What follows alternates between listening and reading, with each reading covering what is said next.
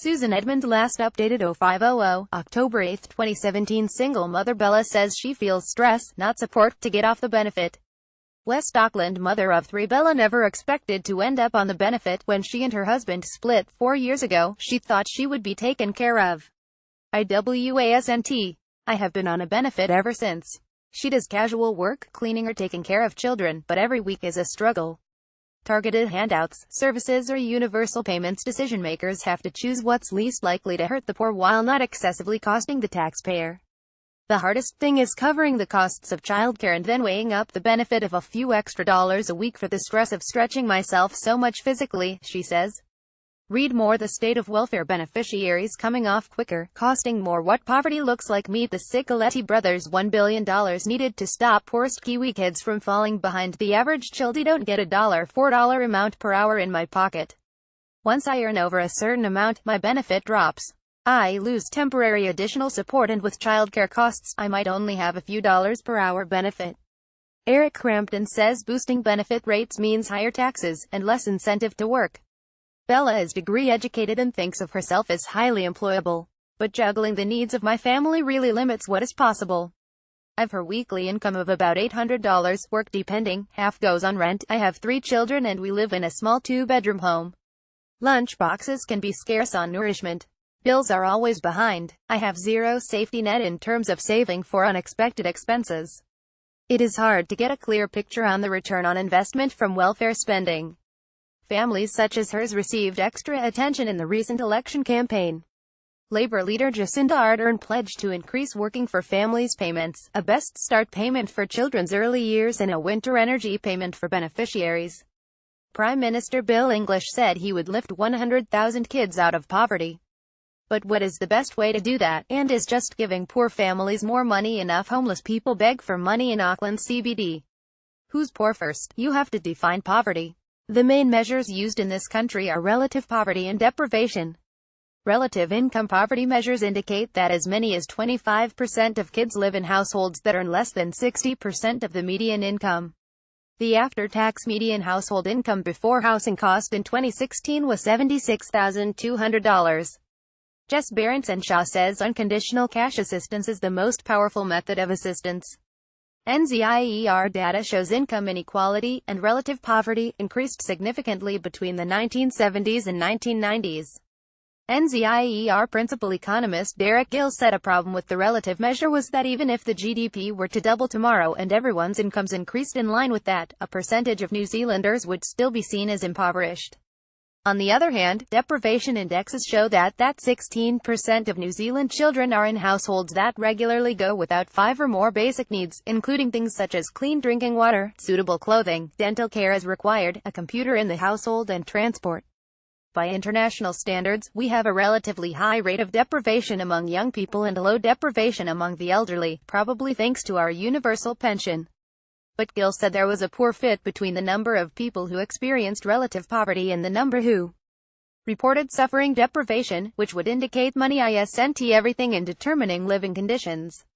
Some people with relatively high incomes reported deprivation while some on low incomes reported that they had everything they needed. It's not as simple as this. Many people are under the poverty line. What can be done and how you try to tackle the problem may depend on where on the political spectrum you sit. Gill said left-wing politicians would usually put more emphasis on relative poverty measures and look to increase benefits as a way to help to boost incomes across the board. If you're a bit more on the right, you might say that data is more complicated than that. You may not have an income adequacy problem, it may be drugs and alcohol or mental health. If you're worried about relative income measures, you might look at tax credits. If you're worried about deprivation, you may look at more targeted interventions.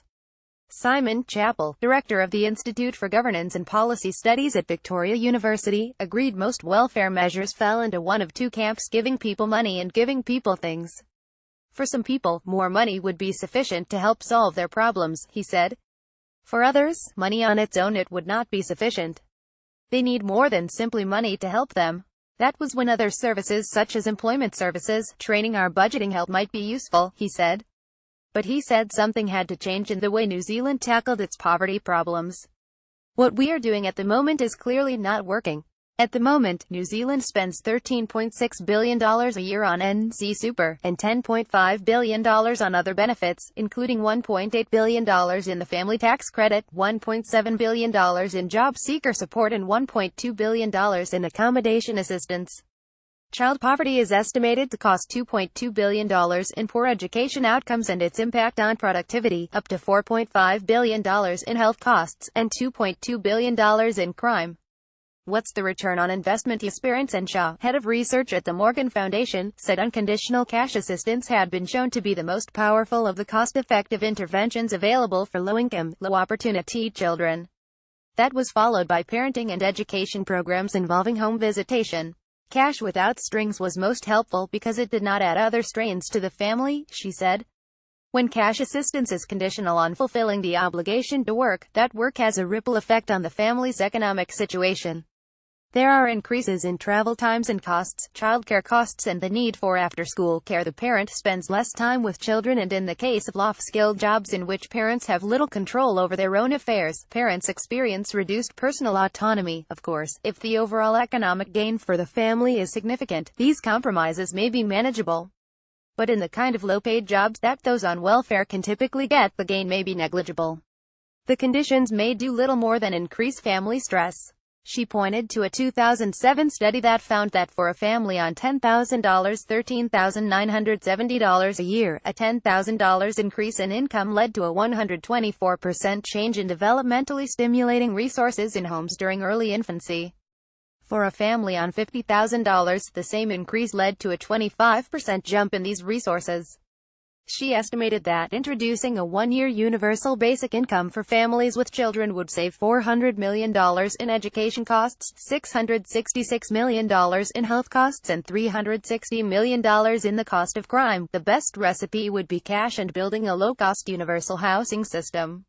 Housing to ensure homes are a source of well-being and stability for children, and cash to improve the economic conditions of their parents' life, as it is these better conditions that allow parents to make more and better choices. Behrens and Shaw said the provision of services, such as health care or public transport, were appealing to the public, but there was mixed evidence on whether they were effective in redressing the imbalances between kids in poverty and kids who are not. But Eric Crampton, of the New Zealand Initiative, said it was not so straightforward.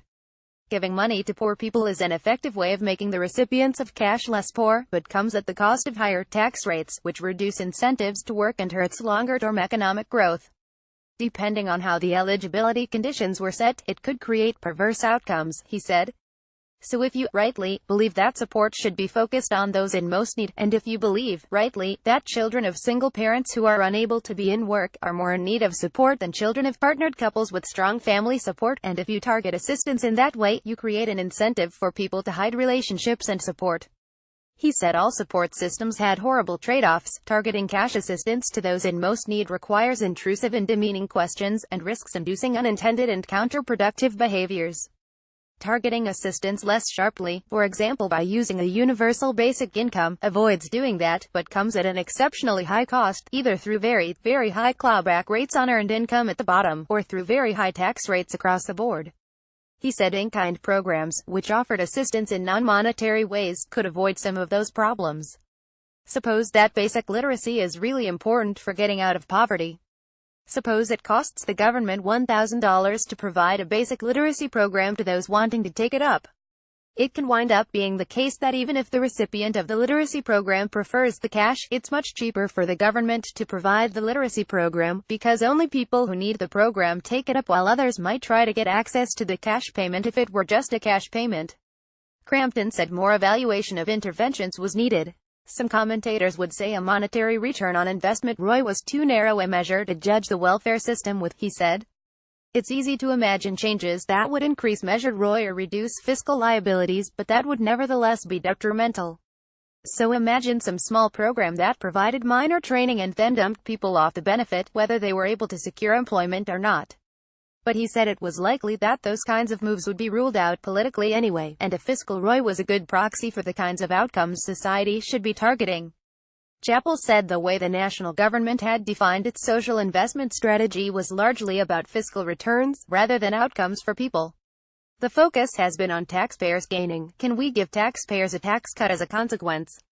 The government has a target of reducing the number of New Zealanders on a main benefit from 295,000 in June 2014 to 220,000 by June 2018, and to reduce the long-term cost of benefit dependence by $13 billion.